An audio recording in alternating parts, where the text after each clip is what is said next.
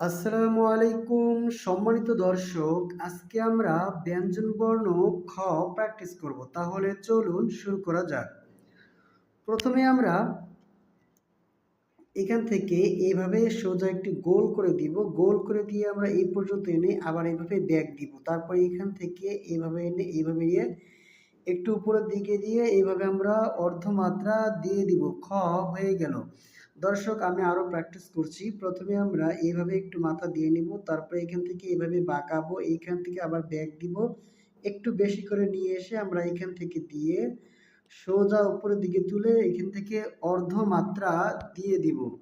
খ হয়ে গেল। দর্শক, এই খ বর্ণটি অনেকে আমরা ভুলভাবে লিখে থাকি।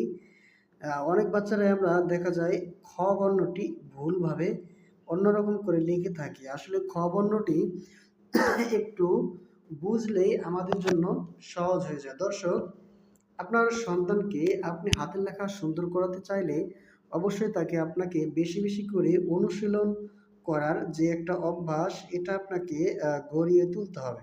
তাহলে আপনার সন্তান, আশা করা যায় পরবর্তীতে তার লেখা অনেক সুন্দর হবে ইনশাআল্লাহ। দর্শক, এইভাবে মাথাটা দিয়ে আমরা এই পর্যন্ত এনে আবার এইভাবে ব্যাক দিব। ব্যাক দেওয়ার পরে এখান থেকে এনে এইভাবে উপরের দিকে আস্তে করে তুলে এইভাবে অর্ধমাত্রা দিয়ে দিব। অনেক বাচ্চারা এই মাথাটা দিতে পারে না। এই মাথাটা আমি আরও পরিষ্কারভাবে দেখাচ্ছি।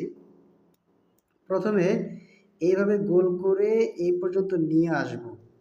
এভাবে নিয়ে আসার পর তারপরে আমরা এখান থেকে এইভাবে এই পর্যন্ত নিয়ে এসে আমরা এইভাবে দিয়ে উপরের দিকে তুলে এখান থেকে অর্ধমাত্রা দিয়ে দিব। সুন্দর খ হয়ে গেল।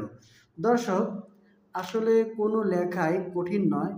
যদি আমরা অনুশীলন করতে পারি, প্রতিদিন প্র্যাকটিস করতে পারি, তাহলে আমাদের জন্য সব লেখাই সুন্দর হয়ে যাবে এবং সহজ হয়ে যাবে।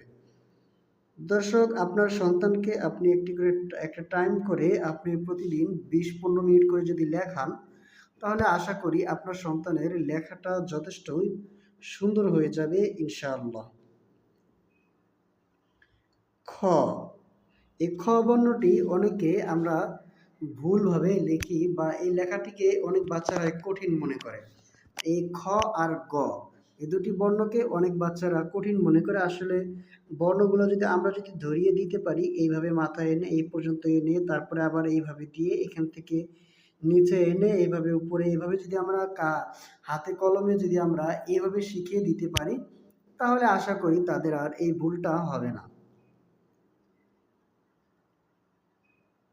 দর্শক, ভিডিও বেশি লম্বা করব না, এতটুকুই। আমি খ বর্ণটি বারবার করে প্র্যাকটিস করলাম।